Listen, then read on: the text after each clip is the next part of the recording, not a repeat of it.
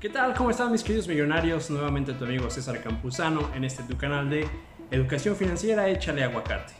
El día de hoy te voy a platicar con este motivo de las fiestas patrias que recién acaban de pasar 7 pasos indispensables para que alcances tu independencia financiera. Así que aprovechemos el tiempo y vamos a dar. ¿Cómo están mis queridos millonarios del futuro?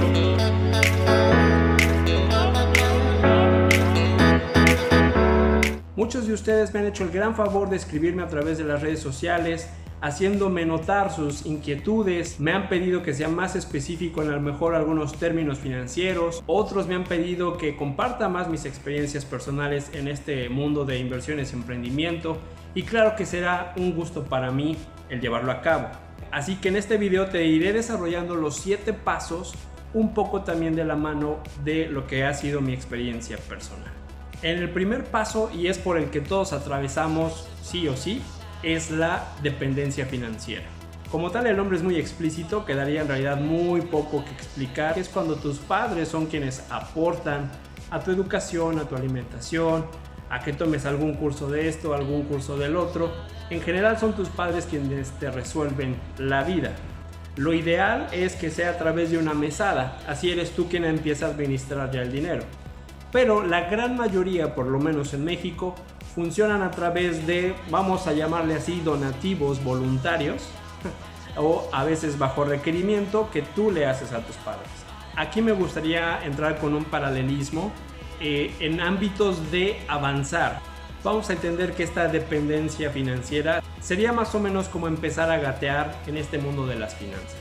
Todavía requieres que alguien esté detrás de ti, que alguien te cuide, que alguien te guíe. El problema que yo veo a esto es cuando ya pasas los 18 años y sigues viviendo con tus padres.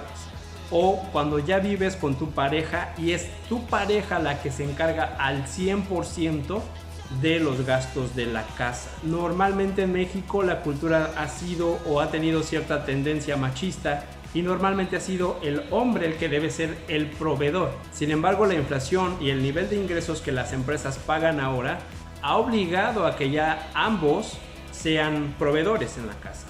Si en este caso es tu pareja, independientemente si es hombre o mujer o lo que sea, es la única que está aportando, tú te estás poniendo en una posición de peligro financiero. ¿Qué pasa si por alguna situación tu pareja se enferma? Por alguna razón tu pareja incluso llega a fallecer. Si tienen algún seguro, pues quizá la librarás por algún periodo de tiempo. Si no, te vas a ver en graves problemas. Personalmente he conocido algunos casos de mujeres de muy buena posición económica, pero que nunca trabajaron, nunca desarrollaron negocios, nunca hicieron nada. Únicamente tenían un buen apellido, cierta fortuna de respaldo, pero que al momento de que fallece su esposo, a ellas nunca se les explicó, se les dieron los hábitos que se necesitan para que el dinero se mantenga trabajando y generando el nivel de vida al que esta persona o estas personas estuvieran acostumbradas. Pasan muchísimos problemas para adaptarse, para insertarse en un mundo laboral en el que no tienen ningún tipo de experiencia, a lo mejor sí estudiaron algo pero nunca lo han ejercido y se vuelve muy complejo ya cuando tienes cierta edad de momento verte en el limbo. Entonces lo primordial aquí es que de alguna u otra manera comiences a ponerte en una posición de generar algún tipo de ingreso, ya sea que tú lo trabajes o que lo inviertas o que generes algún tipo de negocio que te esté generando pues los ingresos que tú necesites. El siguiente de los escalones va a ser la solvencia financiera. Pero ¿cómo vamos a pasar de esta dependencia financiera a la solvencia financiera? Personalmente yo creo que aquí lo que va a hacer la gran diferencia es la educación que se te da en casa. La educación de valores, las herramientas que se te dan para que enfrentes el mundo. Si papá o mamá te alientan a que te atrevas a hacer cosas nuevas, que te celebren cuando te equivocas, porque también ese es un tema muy particular. La gran mayoría de padres reprime al hijo o a la hija cuando comete errores. Entonces los pequeños aprenden que no deben de equivocarse. Para generar algún negocio, para entrar al mundo de las inversiones, equivocarse es fundamental. Es más, no puedes partir de otro lado que no sea de ahí porque eso se llama experiencia. Pero también creo que es un tema de carácter propio, de carácter personal. Conozco también gente que desafortunadamente perdió a sus padres cuando eran muy pequeños y que ha sido a fuerza de su propia voluntad y sí el apoyo de algún otro familiar que han llegado a salir adelante. Es gente que de verdad yo valoro muchísimo. Si a mí en lo particular, que por ejemplo en mi caso, mi papá falleció hace ya varios años, de vez en cuando todavía pues extraña, ¿no?, platicar algún tipo de consejo. Imagínate a alguien que ha perdido a sus dos padres. Ver que esas personas se levantan, van a trabajar, sonríen y siguen tratando de que la vida no se vuelva una carga, es algo que yo valoro y es el tipo de gente de la que me gusta rodearme, que ha vencido muchísimas vicisitudes y que es echada para adelante. Desarrollar ese tipo de recursos, ya sea que papá o mamá te los den o que los tengas que descubrir por ti solo o por ti sola, es lo único que va a hacerte salir de esa dependencia financiera y entrar al punto de la solvencia financiera. Ahora, ¿qué características tiene esto de la solvencia financiera? Primero que nada, ya estás recibiendo un salario, un sueldo. ¿Qué quiere decir esto? Que pues ya eres capaz de cubrir tus facturas básicas por tu cuenta. Ya puedes pagar la luz, ya puedes pagar el agua, ya puedes pagar este tipo de servicios que a lo mejor si los sumas, pues te dan por ahí el valor de un salario mínimo y que normalmente a lo mejor puede ser que sigas incluso viviendo con tus padres, pero ya estás colaborando financieramente para cubrir ese tipo de cosas. Ahora, normalmente este tipo de situaciones también se dan cuando apenas comienzas a trabajar. Puede ser que muchas veces compagines el estudio con el trabajo y a lo mejor por las mañanas estudias y por las tardes armas cajitas felices. No tiene nada de malo, al contrario, trabajar siempre va a ser bueno porque te va a dar carácter, te va a dar ciertas herramientas que te van a ser indispensables para entender cómo se debe formar una empresa más adelante. Pero también hay ciertas cualidades en este tipo de estación o de escalón. Vas a seguir gastando un poco más de lo que ganas y muchos de esos gastos normalmente van a ser en ropa, música, como sea que la consumas, alcohol, fiestas. Es normalmente esa época que hay entre los 18 y los 25 o 26 años que quieres comerte el mundo, quieres experimentar, quieres hacer cosas nuevas y como empiezas a ganar dinero psicológicamente eso te da cierta libertad. El problema es que muchos de nosotros la confundimos con libertinaje. Uno de los errores que yo cometí, que sí llego a sentir cierto arrepentimiento porque en ese momento no tenía ninguna educación financiera, fue que en algún tiempo de mi vida yo trabajé en cruceros, trabajaba en el extranjero como fotógrafo y tuve la posibilidad de hacer un buen dinero ya que ganaba en dólares, pero mi vida se iba en esto. Me fui de fiesta y bebí e hice lo que quise con eso que gané en lugar de tener una visión hacia adelante. ¿Considero que fue un error necesario? Sí. Si no lo hubiese vivido, sé que probablemente ahora me arrepentiría incluso más de no haber cometido esos errores cuando era más joven y que los empezara ya a cometer ahora a esta edad. Dentro de nuestro paralelismo del avance, esto sería como empezar a caminar. Vas dando traspiés, pero al mismo tiempo comienzas a encontrar cierto balance. Y caminas, te caes, te levantas. Este ejercicio mecánico a la larga te va a producir que puedas incluso correr. Si tú recuerdas este proceso mecánico de que no importa cuántas veces te caigas, te puedes levantar y volver a intentarlo, por ahí va más la cosa en términos de lo que es la inversión, de lo que es el emprendimiento. No importa cuántas veces te caigas, porque seguro va a pasar. Eso es un hecho, no le tengas miedo. El problema va a ser si te quedas ahí tirado o si decides levantarte. El siguiente paso va a ser la estabilidad financiera. ¿Cuál es el punto intermedio que conecta estos dos escalones? Desde mi perspectiva sería la educación académica y que incluso tengas todo tu esfuerzo por estudiar alguna carrera profesional puede darte muchísimas más herramientas que si no lo haces. Ahora, ojo, no significa que si no eres universitario no puedas triunfar en la vida. Como ya te lo dije anteriormente, para que tú seas un empresario no necesitas tener un título académico. Para que tú trabajes para uno, definitivamente sí. No significa que estudiar una profesión sea equivalente y sin equivocación a tener altos ingresos o a terminar como director de X o Y empresa. Ojo que tampoco estoy diciendo abandona la escuela, no sirve de nada, no es el caso tampoco. Pero si escuchas, por ejemplo, empresarios como Elon Musk, que es ahora el dueño de Tesla, SpaceX y más empresas, él ha hecho algunos comentarios al respecto también sobre la educación, donde él dice que ahora YouTube puede darte una carrera sin ningún problema. Y estoy hasta cierto punto de acuerdo con eso. Toda la información del mundo ahora está colgada en la web. Depende de cada quien qué tanto quiere avanzar o qué tanto quiere quedarse rezagado. Sin embargo, para las empresas convencionales, que todavía son la gran mayoría, sí es importante que tú tengas un titulito, una cédula, algo que respalde eso que dice que sabes. Aunque en la realidad muchas veces el título o la cédula en realidad respaldan puro humo, porque mucha gente sale de la universidad y no tiene ni idea de qué tiene que hacer cuando se enfrenta ya pues en el mundo laboral real. Pero ahora, ¿qué es esto de la estabilidad financiera? ¿Qué significa? Bien, ya pasamos de pagar gastos pequeños, ya pasamos de empezar a gastar más de lo que gano, y ahora en teoría, ¿qué debería suceder? Bueno, pues ya puedes comenzar a pagar gastos más grandes, llámese una hipoteca, llámese una letra de coche, tarjeta de crédito y por ahí uno que otro gustito. Pero sobre todo debería de ser una etapa o una época de tu vida en la que te dediques a generar tu fondo de emergencia. Como el nombre lo expresa, es este apartadito, este guardadito que tú vas a tener de tu sueldo, tomas una parte y se va al fondo de emergencia cada vez. Es más o menos como pagarte un seguro, pero lo vas a hacer a ti mismo.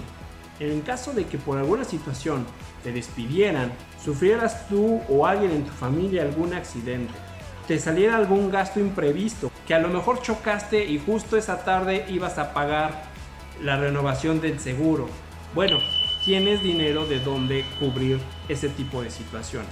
Después haré otro video más completo de lo que es el fondo de emergencia. La idea de tenerlo es que blinde tus finanzas. Como un seguro, es mejor tenerlo y no necesitarlo que necesitarlo y no tenerlo. Y en esta etapa de la estabilidad financiera, se entiende que ya deberías comenzar a quedar por lo menos tablas. Ya no gastar más de lo que te ingresa, sino pues a lo mejor dejarlo even. En nuestro paralelismo de avance sería como empezar a andar en bicicleta, pero con estas rueditas de apoyo que se ponen en la llanta trasera. Bien, después va a estar el cuarto paso, que es el control financiero de la deuda. Para pasar de la estabilidad financiera a este cuarto paso, que es el control de deuda, lo único que te puede ayudar de verdad, desde mi perspectiva, es sí o sí la educación financiera. Con la educación financiera te vas a empezar a dar cuenta que la deuda, lejos de empobrecerte, te puede empezar a hacer rico. Vas a empezar a dejar de gastar en cosas que no te dejan ningún beneficio por una razón. Mucha gente cree que los ricos son tacaños o que son cuentachiles o que, oye, el camión que tengo en la empresa lleva 50 años y no quieren comprar nuevos. Comentarios que te puedes topar, ¿no? Oye, ese señor gana mucho dinero y su playera tiene hoyitos. La gente que tiene dinero lo tiene por una razón, porque no lo desperdicia y no lo despilfarra. Lo que va a intentar no es tanto que quiera ser amarrado, sino que va a empujar los gastos que ya realizó a que den su máximo, literal hasta que no puedan más, y entonces se reemplaza. Contrario a lo que mucha gente piensa de que los ricos únicamente van a andar en autos de lujo y que van a estar en las mejores y más exclusivas zonas para vivir y todo este tipo de situaciones, es un poco más al revés. Quienes normalmente tienen este tipo de comportamiento o de tendencia, normalmente son personas de clase media alta, que tienen muy buenos ingresos como para poder cubrir este tipo de gastos. Sin embargo, lo que tú no sabes es que muchas veces esas personas están sobre mega endeudadas y no de la mejor manera. Tienen que cubrir ciertas apariencias para entrar a cierto nicho que a ellos les interesa. Una persona de verdad rica, sobre todo mentalmente, no hace ese tipo de cosas. He tenido la oportunidad de conocer gente que es así. En un principio te cuesta trabajo el discernir, el decir, oye, güey, son 100 pesos, ¿no? O sea, tampoco es tanto. Pero cuando estas personas te responden, esos 100 pesos que yo podría ahorita gastar en irme a comprar playera nueva, prefiero invertirlos. Al final no solamente voy a tener para comprar mi playera nueva cuando ya de verdad lo necesite, sino que me va a quedar un excedente. Es un tipo de mentalidad distinta. Voy a dejarlo así. No me va a tocar a mí juzgar si es correcta o incorrecta. Simplemente es un tipo de mentalidad con el que me he ido empapando un poco más y he estado más en contacto en los últimos años y de la cual he aprendido varias cosas. Al final va a ser decisión de cada quien qué hace con su dinero. Bien, pero ¿cuáles van a ser las características de este cuarto escalón del control financiero de deudas? Número 1, ya tus deudas malas se fueron. Sobre todo las que son grandes, ¿no? Las que son de alto volumen. Porque evidentemente cada mes sí o sí tienes que pagar los servicios. Eso es de chaleco, como decimos en México. Pero otro tipo de gastos como tarjeta de crédito, la letra del coche, incluso tu hipoteca, puede ser que ya incluso lo hayas superado, ya tienes un fondo de emergencia consolidado. Lo óptimo aquí es que ya comenzaras con inversión. ¿Qué tipo de inversión recomendaría yo en este caso? Inversiones de montos mínimos, que ya el monto mínimo tú lo definirás según tus ingresos, porque a lo mejor para una persona un monto mínimo son 100 pesos, pero para otra puede ser 1,000,000. Depende de la circunstancia de cada quien. Pero para que quede claro y no haya ninguna duda, ¿qué dinero se va a invertir? Dinero que tú ya des mentalmente por sentado que no está. Haz de cuenta que le prendiste fuego. 100 pesos que se pudieron haber quemado en este momento. Eso es el dinero que tú vas a invertir. No vas a comprometer tu patrimonio. Vas a meter dinero que en este caso ya te comienza, vamos a decirlo así, a sobrar, porque ya tienes un fondo de emergencia. Cuando ya tienes ese respaldo, entonces el dinero que estarías destinando al fondo de emergencia, pero que ya no lo necesitas porque ya esto ya está consolidado, ese dinero es el que vas a empezar a comprometer en algún tipo de inversión. ¿Qué tipo de inversión sería la que yo recomendaría? Pues algún instrumento que sea o que cumpla ciertas características hasta cierto punto de seguridad. Ninguna inversión va a ser 100% segura y eso lo debes de tener claro ya mismo. Por eso es que la recomendación es que tú creas que ese dinero, ¡pum!, se fue, se esfumó. Porque entonces, si de verdad se pierde, tú por lo menos ya tenías esa perspectiva para ese billete, para esa cantidad de dinero.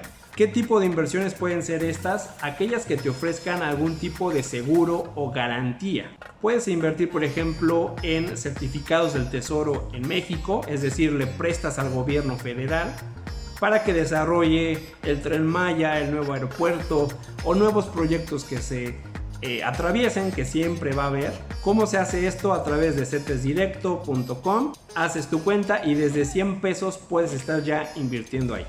Ojo que todo esto lo estoy aconsejando para gente que apenas se va a meter a invertir, porque mucha gente me va a decir, oye, pues eso es para el fondo de emergencia, no confundas a la gente. Lo que quiero es aclarar que esto es para alguien que está en ceros y que apenas está comenzando a desarrollarse en este mundo financiero, porque evidentemente la estrategia podrá cambiar muchísimo conforme vayas ganando experiencia y vayas conociendo más herramientas para inversión. ¿Por qué se considera que CETES puede ser de las inversiones más seguras?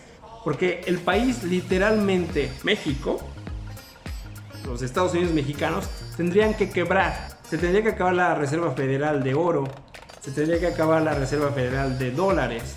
Todo ese tipo de cosas, más un golpe de estado, más un tipo de situaciones complejas que se tendrían que suscitar al mismo tiempo, es lo que haría que el país tronara, ¿no? Es decir, que llegáramos a una hiperinflación como la que tienen otros países. Mientras eso no suceda, la inversión es hasta cierto punto segura. Antes de meterte a ningún tipo de inversión, tendrías que hacer una talacha de investigación. Si te das cuenta, estoy hablando de un cuarto paso, es decir, que tú tendrías que haber completado todo lo que va primero. Por eso no voy a hablar de más instrumentos de inversión en este momento, porque se tiene que entender que hay un orden y que tienes que cumplir ese orden. Para gente que ya está lista para este cuarto paso, después con mucho gusto iré haciendo otro video. Puedo darte más herramientas o más instrumentos de inversión para que tu dinero comience a crecer. Pero de momento hasta aquí lo dejaría para no hacer más pelotas a la gente. En nuestro paralelismo de esto de ir avanzando, sería simple, es andar en bici ya sin rueditas, cayendo colina, sin que te dé miedo, controlando el manubrio y de frente. Ahora vendría el quinto escalón, que sería la seguridad financiera. El enlace o el puente se construye a través de la educación financiera formativa. Si te diste cuenta, al principio fue educación financiera para principiantes, es decir, entender cómo funciona la economía y demás cosas. Y lo segundo ya es como para entender cómo generar más rendimientos, cómo empezar a hacer un portafolio, etcétera, etcétera. ¿Cuáles serían algunas de las características principales de este quinto escalón? En lo que corresponde a la seguridad financiera, por ejemplo, ya tus inversiones te están generando el flujo de efectivo, el flujo de caja, como también en algunos lugares le conocen, aunque negocios serían cosas diferentes. Te está generando dinero para que puedas pagar esos gastos indispensables o gastos mínimos que, por ejemplo, tú cubrías en el escalón 2. En el escalón 2, tú tenías que ir a trabajar 15 días o 30 días para que te pagaran, y de eso tú pagabas el internet, pagabas el teléfono, etcétera, etcétera. Bueno, ahora cuando ya estamos en este quinto nivel, son tus inversiones las que te están dando ese flujo de efectivo para que tú tomes de ahí y puedas pagar sin ningún problema el mismo servicio de luz, de cable, de etcétera, etcétera, pero tú ya no tienes que estar físicamente trabajando para que eso suceda. Claro, esto se forma de dos maneras. Una, a través de muchísimos años de ser constante en temas de inversión, es decir, religiosamente estar invirtiendo, o por el otro lado, con muchísimo capital. A lo mejor recibiste una herencia, te ganaste la lotería. Si por alguna razón llega a tu vida una cantidad grosera de dinero y tú la metes a trabajar, el flujo de efectivo que te daría una cantidad de este tamaño, evidentemente te puede empezar a resolver cosas el siguiente mes, a diferencia de que tengas que juntar esta cantidad pero a través de los años. Otra característica es que ya comienzas a generar un portafolio, como te lo dije, ya empiezas a diversificar tu dinero. Dices, bueno, ya estoy disponiendo cierta cantidad para bienes raíces, cierta cantidad para commodities, cierta cantidad en renta fija, cierta cantidad en renta variable.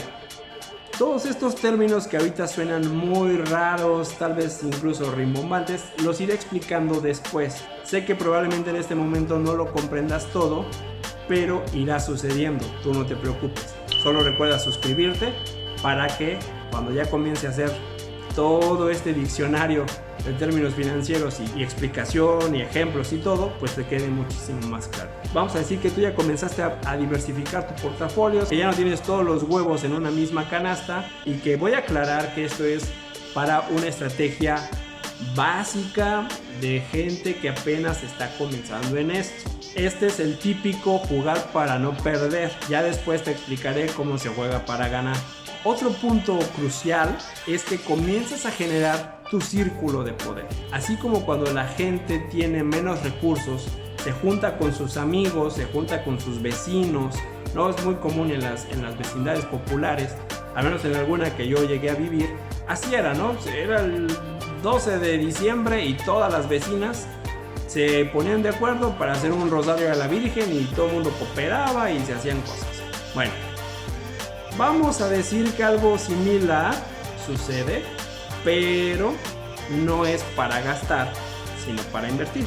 Bien, vas a empezar a construir este círculo, ¿no?, de influencia, de poder, y se llama así porque son personas literalmente de diferentes perfiles, ¿no?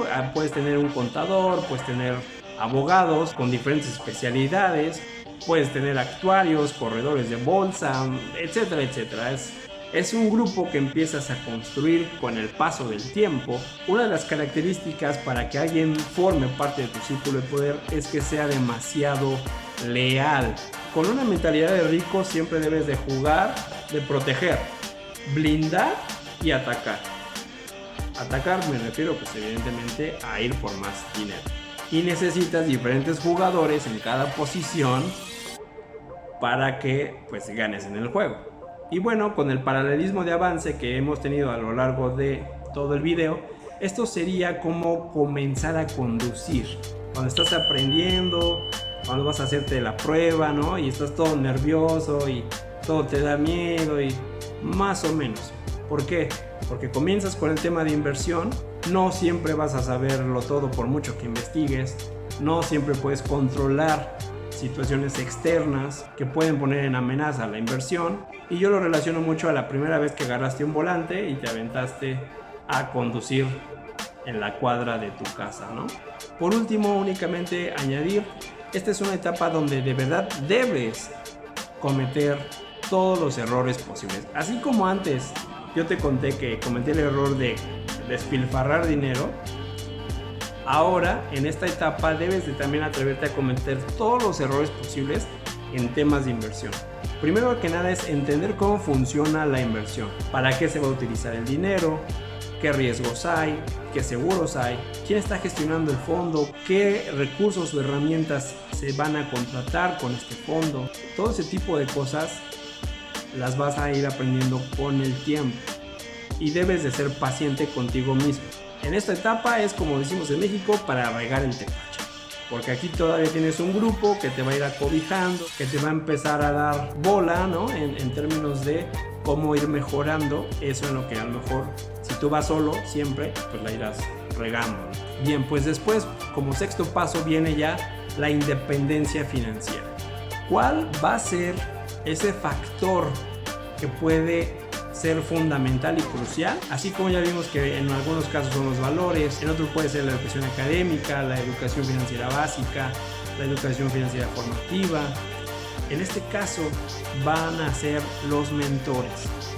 Se va a requerir sí o sí de contar con por lo menos un mentor. Va a ser esta persona que literalmente te va a guiar, te va a indicar, mira, así no, porque así vas a gastar más en impuestos, así no, porque entonces te pueden venir demandas de este tipo de cosas, etcétera, etcétera. Entonces es esta persona que ya corrió el camino, ya corrió la milla, ya sabe todos los atajos, porque también él se cayó muchísimo antes que tú y sabe de qué lado masca la iguana. Ya cuando llegas a este sexto piso está casi la tarea hecha, porque ¿cuáles son las características de la independencia financiera? Primero que nada tienes que ya tus inversiones te están generando el flujo suficiente de efectivo para que cubran por completo tu estilo de vida. Ya no solo los gastos básicos o fundamentales, sino ya pueden cubrir todos tus gastos. Podrías literalmente renunciar a tu trabajo y no tendrías que preocuparte de nada más que de ir alimentando o seguir reinvirtiendo para que esto siga dando y puedas seguir manteniendo tu estilo de vida. A que no subas los gastos, porque evidentemente si en este punto tú subes los gastos, pues necesitarías más inversión que te esté generando ese déficit que se abriría. Por eso es muy delicado, muy cuidadoso cuando yo recomiendo empezar a subir el estilo de vida hasta que tengas en entradas 3 veces lo que gastas. La gran mayoría de personas, y en ellas me incluyo evidentemente, cuando empezamos a ganar más, cuando cambias de trabajo o te dan un ascenso, pues normalmente ¿qué sucede? Ese dinero que es extra, pues le empiezas a dar vuelo, ¿no? Ahora ya no me gusta mucho la colonia donde vivo porque ahora ya empiezo a ver inseguridad, aunque en realidad sean los mismos cuates de siempre con los que me topo, pero ya la colonia es fea, como que ya no me empiezan a gustar, o mi coche ya se ve más viejo y ya no me empieza a gustar. Y bueno, ¿qué hacemos? Pues a gastar, a comprar una camioneta, a cambiarme a una casa más costosa. El nivel de gasto se sube, ¿no? Porque ahora también vas a restaurantes, ya también quieres hacer otro tipo de cosas, pero estás comprometiendo todos tus ingresos. Entonces así jamás vas a poder generar riqueza. Vas a poder vivir por algún tiempo esa calidad de vida, pero en realidad lo único que estás haciendo es taparle el ojo al macho. Otra cosa, ya también tienes tu portafolio bien balanceado, ya cometiste los errores en el escalón anterior ya te diste cuenta qué sí me deja, qué no me deja, a qué le agarre más la onda. Sobre todo es meterte a inversiones que estén dentro de tu perfil, que tú comprendas 100%, y a lo mejor en el camino van a aparecer inversiones más arriesgadas que te prometen más dinero, ¿no? Mucha gente que pues siempre había invertido en bienes raíces y de momento quiere entrar a criptomonedas y pues no funcionan de la misma manera. Tienes que saber sí o sí cuáles son los ritmos, ¿no? Es diferente jugar contra el Real Madrid que jugar contra el Atlético San Pancho. Entonces tienes que saber qué recursos, qué herramientas vas a requerir para que no te den una goleada. Eso es indispensable. Igual en este punto no solo tu portafolio, sino tu círculo de poder también ya está consolidado. Como decimos en México, ya también has podido medirle el agua a los camotes, ya sabes con quién sí cuentas, con quién no, quién te genera mejores ideas, quién de verdad te está apoyando y te está dando algún tipo de información valiosa y quién simplemente es pura paja y se quiere colgar de pues el esfuerzo que tú estás llevando a cabo durante todo ese tiempo. En este punto también, ya cuando tienes flujo de efectivo suficiente, que ya estás bien cubierto, muy probablemente el siguiente paso pudiera llegar a ser algún tipo de emprendimiento. En este nivel, cuando ya hay cierta holgura, cuando ya tienes cierto soporte también detrás, que comiences a buscar algún tipo de idea de negocio, ya sea que tú la quieras desarrollar de cero o que incluso pues quieras entrar participando como socio, ¿no? En nuestro paralelismo del avance es básicamente ya cuando te atreves a conducir, ya le das, ¿no? Ya sin ningún problema, ya checas los espejos, ya sabes para qué es el retrovisor, ya sabes para qué son las direccionales, ya no tienes problema, ya sabes cuándo hay que checar el aceite, ya dominas la máquina al 100%. Y entonces vamos a llegar al séptimo escalón, que va a ser ya tu libertad financiera. El puente que se va a construir entre la independencia financiera y la libertad financiera van a ser los asesores personales. Si alguna vez te has dado la tarea de investigar un poco más sobre la vida de gente que tiene mucho dinero, como el caso de Bill Gates, Mark Zuckerberg, Bezos, etcétera, etcétera, seguramente sabrás que muchos de ellos entregan parte de su patrimonio a compañías que se encargan de la asesoría, la gestión precisamente de la riqueza. Son estos asesores los que se encargan de colocar parte de este patrimonio en inversiones de todo tipo, que van desde la compra de ganado, compra de tierras, bienes raíces, hasta inversión en empresas que son emergentes. Son este tipo de personas las que toman bajo su tutela el tema del portafolio y se encargan ellos de que este siempre esté generando los recursos que la persona que les contrata requiere. Antes de pasar, sin embargo, a las características de la libertad financiera, me encantaría recordarte que me sigas en las redes sociales. Estoy en Facebook como Échale Aguacate Educación Financiera, en Instagram como échale.aguacateef. Recuerda también suscribirte a este canal, compartir, darle like, activar la campanita para que te esté llegando más información de este tipo, para que me ayudes a que este contenido llegue a más personas en este canal de YouTube. Ahora sí, las características de la libertad financiera. Ya no solo cubres tus gastos indispensables, ya no solo cubres tus gastos de estilo de vida, ahora también tienes excedentes en cuestión de ingresos. Y aunque tú no me lo creas, entre menos estés ganando ahorita, es más factible que puedas lograr tu libertad financiera en algún momento que si tú estás ganando muchísimo. ¿Por qué? Como ya te lo acabo de decir, entre más ganas, más gastas.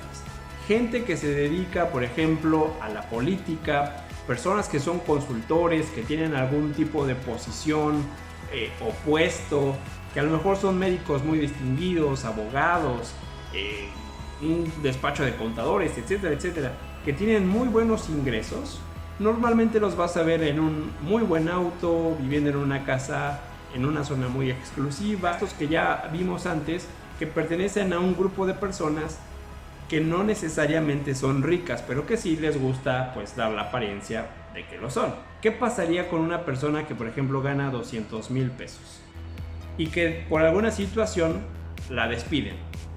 ¿Cuántos trabajos más crees que se puedan encontrar con ese salario?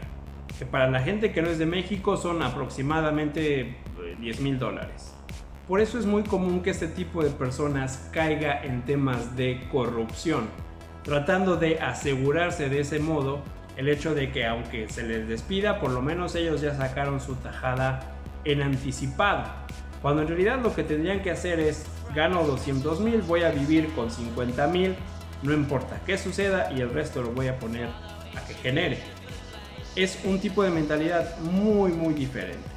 Como también afirmo en mi curso de educación financiera, del cual te voy a dejar el enlace aquí abajo, no necesitas ser corrupto, solo necesitas tener el conocimiento necesario de qué hacer con tu dinero para que éste te genere y tener la constancia en el tiempo para que éste además se consolide. Pero bueno, regresando al punto de las características, vas a buscar en este punto inversiones más complejas y sobre todo a mayor plazo. La ganancia se puede maximizar. ¿Esto qué te da por resultado? Pues que todo tu crecimiento sea exponencial. No es lo mismo invertir en un principio, que a lo mejor comenzaste como todos con 100 pesitos en CETES, a que ahorita ya tengas la capacidad de invertir 50, 500 millones en algún tipo de proyecto gubernamental. Evidentemente la ganancia no tendrá comparación, pero sí debe merecerte el mismo respeto. También otra característica de la libertad financiera es que cuentas con estrategias fiscales muy sofisticadas. Y te explico brevemente. Si tú, por ejemplo, compras un auto y estás bajo el régimen fiscal de salarios, el auto que estás comprando va a sufrir una depreciación natural únicamente por salir de la agencia. Ahí ya perdiste el 30% del valor. Y conforme vayan pasando los años, el auto irá obviamente costando cada vez menos. Y eso lo bancas tú solo. Te quedas con la deuda o el crédito con el cual vas a pagar muchísimo más por el mismo auto, y al final de cuentas, si lo vendes en 3, 4 años, quizá lo vas a tener que terminar vendiendo por la mitad del dinero que a ti te costó. ¿Qué sucede, por ejemplo, si eres un empresario o si estás bajo el régimen de persona física con actividad empresarial?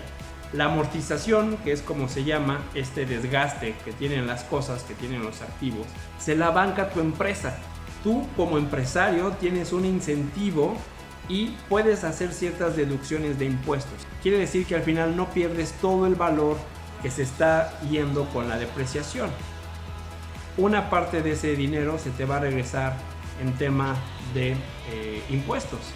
Y no importa que el auto no lo estés usando específicamente como para traer mercancía. Puede ser de uso personal, mientras tú el auto lo tengas registrado bajo el nombre de tu compañía, o incluso siendo persona física con actividad empresarial lo puedes llegar a hacer. El auto te va a costar seguramente menos de lo que habrías pagado por él si lo hicieras únicamente como asalariado. Y eso solo es el tema del auto. Lo mismo puedes hacer con tu casa, con otro tipo de gastos. Hay gente que incluso la despensa la vuelve deducible. ¿Por qué? Nuevamente se trata de retener la mayor cantidad de dinero, no exclusivamente de generar más, porque de nada te serviría que pasaras de ganar 15,000 a 30,000 si sigues gastando 30,000. Se trata de que si ganas 30,000 sigas gastando los mismos 15 del principio y que la diferencia la pongas a trabajar. Nuevamente te recuerdo que mi nombre es César Campuzano, me puedes encontrar en estas redes sociales. Estoy subiendo contenido como este cada día lunes, así que no te olvides de suscribirte al canal, activar las notificaciones, darle like y compartir. Por mi parte sería todo y recuerda que yo te quiero ver arriba. Chao, chao. Ahora vendría al quinto piso. Si alguna vez te has dado la